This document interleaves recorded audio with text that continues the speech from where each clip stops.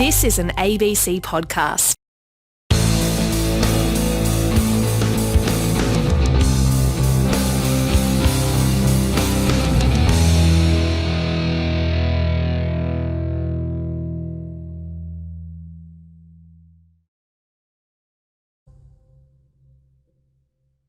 Hello and welcome to this week's Health Report with me, Norman Swan. Today, the inaccuracy of COVID-19 tests, using data and artificial intelligence better to control epidemics in a more affordable way.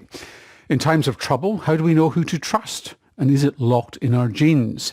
And the latest on chronic fatigue syndrome. But let's start with COVID-19 testing, which is at the very core of how we control this pandemic.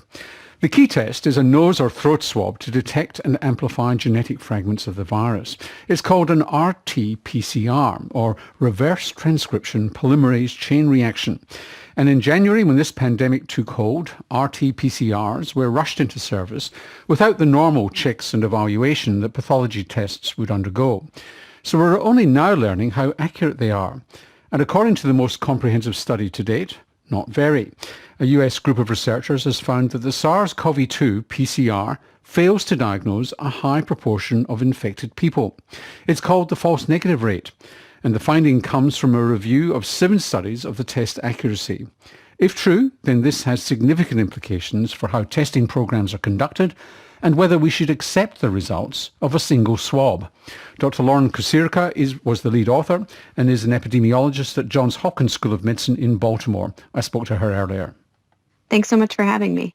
Just describe the study you did to test this accuracy of the test. So we did a literature review where we looked for studies that reported any data on the performance of SARS-CoV-2 RT-PCR-based tests by time since infection. We then combined all the data from those studies and built a model to estimate the false negative rate by the time since infection. The false negative rate is the probability that someone who is infected with SARS-CoV-2, the virus that causes COVID-19, will have a negative test result. And how did they do those particular studies? They're not easy studies to do because if somebody comes up negative, that might be the only time you ever test them. Yeah, that's a great question. So in the majority of studies that we included, people were tested serially. So, for example, if they were hospitalized, they might be tested every day of the hospitalization. And people were counted as cases if they were positive by RT-PCR on at least one of those tests. And followed them through. And some of them were not peer-reviewed studies. How reliable were the studies themselves? 5 of the 7 we used were peer-reviewed. 2 were not peer-reviewed. So that is a limitation. One thing we did to kind of address the fact that we had variation in the quality of the underlying studies and just the way the studies were conducted is we performed a sensitivity analysis where we repeated all our analysis, taking one study out each time to see how much each individual study influenced the overall results. Because you could have one study where the dice were loaded in a sense and affected the whole analysis. Exactly. And what we found was actually that the results were very consistent. There was really no one study that was drastically different from the others, even though they were kind of all conducted in different settings in multiple countries. So that was reassuring to us. So just take us through the results because it's extraordinary. So right at the beginning of the infection, I think you found almost 100% false negative. So if you had the virus and you're going for it, the test was almost useless. And then it waxed and waned through the course of the infection. Just take us through the false negative rate as infection proceeds. Yeah, so essentially what we found is that if you test immediately after the person gets the infection, you have a very high false negative rate. And then with each subsequent day after the person's infected, the false negative rate goes down. It's lowest about 8 days after infection, which is on average about 3 days after the onset of symptoms for most people. But it's still pretty high. It's about 20% at that point. And then it kind of starts going back up again. So I think to be specific, I think you were 67% on day 4, I think it was. And on the day that your symptoms come out, it's about 38%. And then it goes up again towards day 21, the average that people have the virus on board for. Yes, that's exactly right. Now, why would a test be negative when you're carrying the virus? What's the reason for a false negative? We don't know exactly, but there's a couple potential reasons. The first is there's this concept of the window period. So that's the time between when you get the infection and when you have a high enough level of virus to be detected by a test. And for most respiratory viruses, we know this is usually a couple days. A second issue is that there may be variation in how the sample is collected, how the nasal swabs are done, and that might affect whether you actually get any of the virus on the swab. In other words, do they go far enough back and do they wriggle it around enough? Exactly. And then there also may be variation in how much virus people shed and where people shed virus and things like that. All of those things contribute. So what's the implication of this? I mean, and what sort of phenomena might we be seeing in the epidemic which are explained by this false negative rate? The implication is, we know the test has a high false negative rate. Doesn't mean that it's a useless test. I think this is actually a very, very important test. It's one of the best tools we have, but we have to understand that it's a tool and it has limitations. We know that RT-PCR-based tests have a very high specificity. So in other words, if you come up positive, you've got it. There's very few false positives. Exactly. There are very few false positives. So if you get a positive result, that's actually very helpful. If you get a negative result, it's a little bit harder to know how to interpret that. What our study shows is that if you test someone very early after they're exposed, so in the sort of pre-symptomatic phase, we know the false negative rate is high. So you should have a high index of suspicion. And be prepared to repeat it. Yeah, and I think that if you have a very high suspicion that a person has been infected either because they had a high-risk exposure or because they have a constellation of symptoms that's really consistent with COVID-19, the conservative thing to do is to really treat them as if they're positive because we know there's such a high false negative rate. And could this explain the so-called reinfection phenomenon, there where people say, oh, I got better, the test was negative, and then it came positive again? That sounds to me as if that's a problem with the test rather than reinfection. I think it's really hard to say. We just don't know. And what about asymptomatic people who never get a symptom? The Diamond Princess, it was 50%. There's another cruise ship which suggests 80%. I mean, it's at least 50% of spread is due to asymptomatic people. So we know they're a very important group. And you've got contact tracing as well, which is going to be testing people who are asymptomatic. That's a good point about a limitation of our study is a lot of the underlying studies we drew data from were done in hospitalized patients. Not all of them were symptomatic, but a vast majority of them were. So we may not accurately represent what goes on in this asymptomatic carrier population. It's just very important to understand the limitations of the test and take those into account. Lauren, thank you very much for joining us on the Health Report. Thank you so much for having me. Dr. Lauren Pasirka is an epidemiologist at Johns Hopkins School of Medicine in Baltimore. This is Ireland's Health Report, and I'm Norman Swan. The COVID-19 pandemic has hugely increased our data literacy. Words and phrases like modelling, exponential growth, epidemic curves and reproductive values, and now, thanks to the Health Report, false negative rates just trip off our tongues as we've had little else to do in isolation than watch the statistics day by day. The need for data analytics in infection outbreak control has spawned innovation in the private sector. One such company is focused on low to middle income countries, which may not have the resources or the coordinated services to do mass testing or even immunisation should there be for a specific infection a vaccine available. Xenesis was co-founded by expatriate Australian Jonathan Stambolis. Last year, Xenesis was involved in helping to control a cholera epidemic in Mozambique, which coincided with two natural disasters. Welcome to the Health Report, Jonathan. Thank you, Norman. Good to be with you. How bad was that Mozambique outbreak? Oh, it was extremely serious. The first of those two cyclones that hit Mozambique was the largest cyclone to ever make landfall in Africa and cause significant loss of life and destruction of property. Of course, that very quickly led to a cholera outbreak, which then put the entire population of Mozambique at risk. And it's one of the poorest countries in Africa. Yes, it is. It is about the size of New South Wales with the population of Australia. So how did you get involved? Not how, but what did you do? Yeah, so often in the aftermath of these natural disasters, governments are faced with a really chaotic situation because many different relief organisations swoop in to help out. They all bring different data collection tools to the task, But none of these tools that they're using to collect and report data to the government talk the same language. And as a result, the government ends up with a very fragmented picture of what is going on if they receive data on time at all. The government used our software to very quickly integrate data from 8 different systems into a single unified view that gave them a coherent picture both of the outbreak and of the response. And was this just a data integration project, or did you use artificial intelligence as well? So in this case, the immediate priority was data integration, getting all of the data from these different sources clean, structured, and integrated into one picture. But then the government did use advanced analytics to start solving some of the most urgent problems in the response. Such as? Yeah, so undoubtedly the most important decision that the government had to make was where to set up emergency cholera vaccination sites within the country. Now, as I mentioned, Mozambique has roughly the same landmass as New South Wales, but they have only 1% of Australia's GDP per capita. So this is not a country that can vaccinate its entire population overnight. We couldn't do it, and Mozambique couldn't do it either. That meant that the country required an extremely targeted, data-driven response.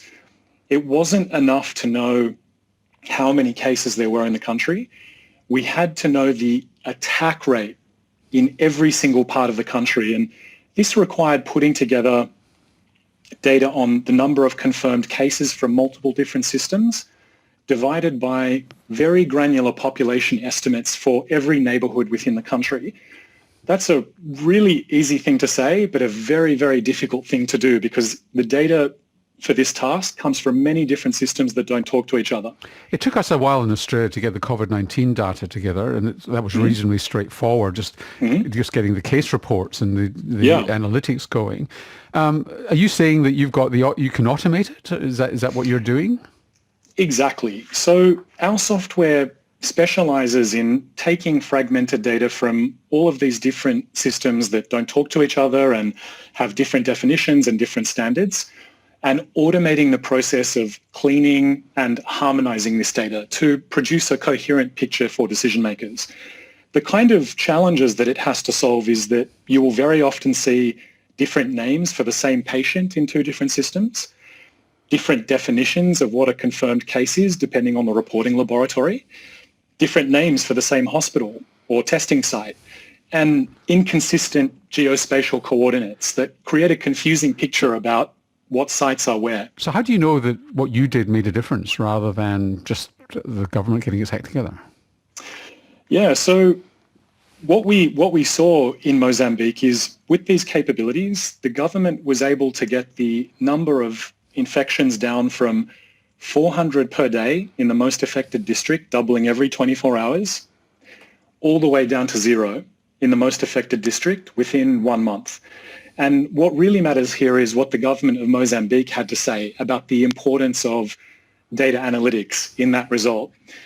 They have attributed that outcome to the availability of high quality, high resolution data that they had to inform their decisions every day, to inform the public every day, and to coordinate the many different relief organisations that were involved in the response. So I'm not doing this interview just to, as a marketing exercise for Genesis, but what I do hear of people such as you talking about this sort of data integration. We spent, $1 billion or something like that on My Health Record trying to integrate data and people say, well, that technology is out of date.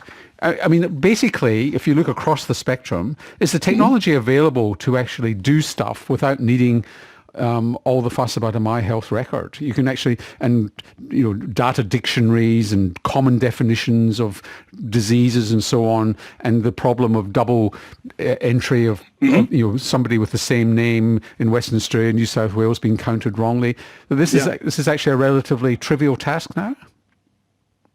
I wouldn't describe it as trivial. Well, you wouldn't, because you weren't charged a lot of money for it, would you? This is still not a well-solved problem in low-income countries or in high-income countries like Australia. I guess there are 2 approaches. You can try and build one system to rule them all, very expensive, very complicated, or you can focus on innovation that helps you use your existing systems more effectively. And that's the category that we fit into. A lot of money has already gone into the laboratory systems, electronic health records, supply chain systems within the country. Let's use those systems more effectively to get decision makers and healthcare providers the answers that they need. Jonathan, thanks for joining us. Absolutely. Thanks for having me on. Jonathan Stambolis is CEO of Zenesis Technologies. Throughout the COVID-19 pandemic, there's been a lot of talk about trust as people have been desperate for information they can rely upon. The state premiers and prime ministers stepped up to the plate, as did the chief medical officers and their deputies. But what is it that makes us trust someone who's basically a stranger? What do we look for? It has enormous implications, not just for COVID-19, but for our relationships to the people we might entrust with our finances. Some say that we're genetically programmed to read all sorts of things into how someone looks, and it's that super fast first impression which makes the difference. But is that true? Researchers at the University of Western Australia and my alma mater, Aberdeen University, have studied this, comparing identical to non-identical Australian twins. The lead author was Dr. Claire Sutherland. Welcome to the Health Report, Claire. Hello. So how true is this that we make this quick judgment from strangers' faces? Yeah, it's really incredible. So like you said, we think about trust as being something that you take time over and you consider carefully. But actually we find that despite the saying, don't judge a book by its cover, we make these really fast impressions very, very readily. And these impressions can have all sorts of consequences. So for example, facial impressions of how trustworthy someone looks can even influence the sentence someone gets for a very serious crime. Really? Yeah, there's a correlation between facial trustworthiness in mugshots and sentencing decisions. It can affect how likely we are to lend money to other people. And of course, if you think about going on Tinder, it's very obvious how a first impression can have really important consequences. And of course, every photograph on Tinder is completely accurate. I'm told, not that I know from. So what was the question you were trying to answer in this study? Yeah, so we've all heard the saying, attractiveness is in the eye of the beholder, right? And what we wanted to know is if that's true for trust as well. So do we agree or disagree on how we trust others when we meet strangers for the first time? And we found that actually people did disagree about who looks trustworthy to quite a surprising extent. So then we wanted to know, So you couldn't why? generalise, the colour of the eyes, symmetry of the face, that sort of thing. There was a lot of variation. There definitely are cues that we know in general people find trustworthy. So for example, someone who's smiling is basically the biggest predictor of trustworthiness in a photograph. But I guess as well as these consensus cues, there's definitely variation so that we might trust different people. For example, based on your experiences, you might find people with green eyes more trustworthy and I might trust people with blue eyes.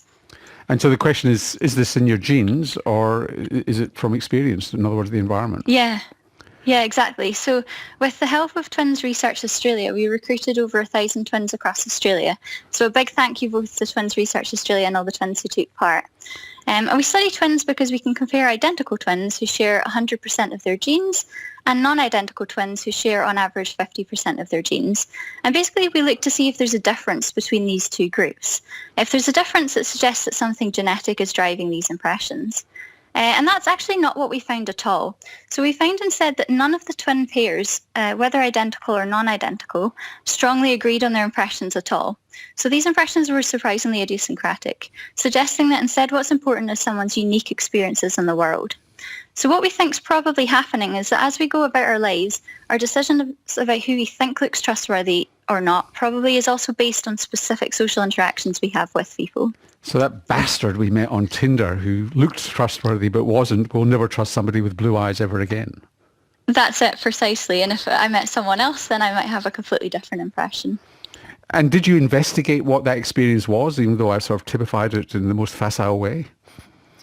Well, I think that's the next step, really. So, like I said, we know quite a lot about the consensus cues that drive these impressions, the sorts of cues that almost everyone would agree on, and we don't really know what specific kinds of facial cues might be driving disagreement, which is a really fascinating question, I think. But we talk about body language as well. It's not just the face. When people are standing up there and telling us about the latest in COVID-19, whether it's Australia, New Zealand or elsewhere, it's how they're behaving as well. And what sort of factor does that have? Whether you're sort of wriggling or shifting your stance and that sort of thing, which makes people wonder whether you're shifty. Yeah, absolutely. And there's been a little bit of work, I think, on where people's eye direction is. So someone looks more trustworthy if they're holding your gaze. If they're looking away from you, they look less trustworthy, even though I believe that's not actually an accurate cue. So smile, hold somebody's gaze, and look relaxed. That's just, and then fulfill the trust. In other words, you got to deliver on the trust. It's not just looking like it. Well, that's what our study would suggest, I suppose, because these experiences are playing a role in how people trust. Yeah, okay. It's a minefield. We'll come back to you when you've actually looked at what the experiences were. It'll be fascinating. Thank you. Thanks very much, Dr. Claire Sutherland, who's a senior lecturer in psychology at the University of Aberdeen and an honorary research fellow at the University of Western Australia. One of the longest standing mysteries of medicine is chronic fatigue syndrome. It's likely that Florence Nightingale had it, and variations have been called myalgic encephalomyelitis, fibromyalgia and neurasthenia. A review of the evidence on chronic fatigue syndrome has been published in the Medical Journal of Australia. One of the authors was Professor Andrew Lloyd, who's been researching and treating people with chronic fatigue syndrome for most of his career. Welcome to the Health Report, Andrew. G'day, Norman. How are you? We're well. Before we get to what is chronic fatigue syndrome, I often get people saying to me, I'm terrified, I'm coming down with this because I'm feeling so tired and so on. And it's often a woman who's not getting sufficient help from her partner. She's got young kids and doing 3 jobs at once. And you say, well, actually, have a look at your life. This isn't chronic fatigue, it's fatigue. What isn't chronic fatigue syndrome? Gee, I think the best way to answer that, to be honest, is to say what it is. And the reason I flag that is because... You wriggled out that one quite easily, yes. Professor Lloyd, if I might say so. Sorry, but it's just because the cardinal symptom can't be dismissed in the same way as if you or I had a tough day at work, we might go home and feel pretty worn out, but unequivocally the next morning we'd be bright and chirpy.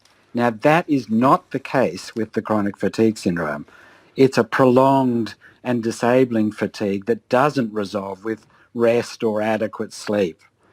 And some people say, who've got it, say, but it's not like normal, it's not just feeling tired, there's a kind of fogginess to it. Yeah, no, I'd agree with that. Actually, we talk about the cardinal manifestations which all surround this issue, and they are what we might call a physical fatigue. So that's a feeling of heaviness in the arms and legs, subjective, not true weakness, but subjective. And that gets worsened when people undertake an activity, and it stays that way for a long time, hours or even days. And then in the same way, cognitive activity, so mental tasks, seem to bring on effectively a kind of a brain fog, which similarly can run for protracted periods of hours or even days. And then finally, the thing that's the wonder element to try and make most of us feel better, that is a good night's sleep, it just doesn't work because the sleep is unrefreshing. So you wake up in the morning feeling lousy. Yeah, exactly. Even though the sleep has been adequate in duration and characteristics. And there could be other causes from that, for some of that. For example, low thyroid activity, hypothyroidism. It could be a malignancy, that sort of thing. So what are the things that you would look for which are red flags to suggest it's something other than chronic fatigue syndrome? So one of the purposes behind this article really was to empower GPs to feel bold enough to make this syndromal diagnosis. And I'm anxious, or I'm concerned that a lot of primary care practitioners feel as though they've got to do 10,000 tests to ever get confident about this diagnosis. So it's a diagnosis of exclusion rather than being positive about the diagnosis. Actually, if anything, it's a positive affirmation of those characteristics we just spoke about. So identify them, a simple history and examination, and then a short list of investigations which might detect things that would be otherwise unsuspected, like you flagged about thyroid disease or anemia or whatsoever. But the probability that those tests are going to turn up something, if the first 2 are true, are very low. So GPs need to feel encouraged that it's okay not to have to do 1,000 tests. But there isn't a test for CFS. There isn't a test, and therein lies the rub. It's a syndromal diagnosis. Meaning a So we combination have of symptoms. Correct. The best analogy, I think, is with classical migraine, where really we seek to distinguish that from the 100 other causes of headache on the presence of visual aura and then one-sided headache and nausea and vomiting and so on. So that syndromal diagnosis is very similar to the way I'd like GPs to make the diagnosis of chronic fatigue syndrome. Do we know what causes it? I mean, you've researched this, if I remember rightly, with John Dwyer at University of New South Wales. There's a group at the University of Newcastle that thought they came up with a marker to do with the immune system. I think you did as well at one point. There's people at Griffith University working on this. But each time people get close and they make a big jamboree about it, it falls apart. And there are other people in complementary medicine who think they can look at red blood cells and find something abnormal there. Nobody's come up with anything, really. Well, I think the one thing to say that we're very confident about is that it is commonly, not always, but commonly post-infective. So absolutely healthy individuals getting acute glandular fever or a range of other infections, from that moment on they can stay unwell, and over months or longer, if that persists, then they meet the diagnostic criteria for chronic fatigue syndrome. So it's a bit like chronic pain, where you've had a back injury, the back injury's healed, but you're left with pain, and you've had a viral infection. The viral infection's gone from your body, but you're left with the effects of the virus. Potentially very similar. And what you were talking about was really searches for biomarkers, a test that helps distinguish. But actually, you're right, we've come up with zip in that regard, even despite thousands of studies. So what's your theory? What's your hypothesis? You've spent your life working on this. What causes it? Well, I have to say I'm struck by a couple of observations from my specialty area, which is infectious diseases, and that is, firstly, that the characteristics of the acute illness, the symptoms of the acute febrile phase of glandular fever, or for that matter, Q fever, for instance, and the symptoms that persist over time, with the exception of the objective fever, are very closely comparable. So that you're getting you're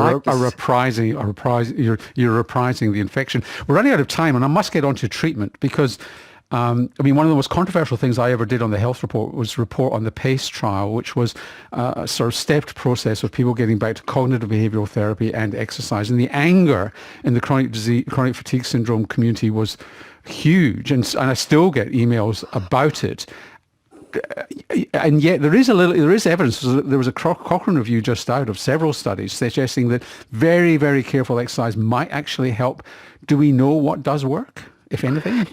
Yeah, you're right on the nail in that both cognitive behavioural therapy and graded exercise applied appropriately. So the cognitive behavioural therapy, not on the mistaken notion that this is simply a psychiatric disorder, and the graded exercise therapy carefully tailored to the symptoms of the patient to make sure they don't exacerbate in a sustained fashion. Those two elements have very strong evidence. But no medication? No pill that is a simple miracle cure, sadly. And that's despite many tens or maybe even 100-odd clinical trials evaluating putative cures. Is more research going to tell us anything?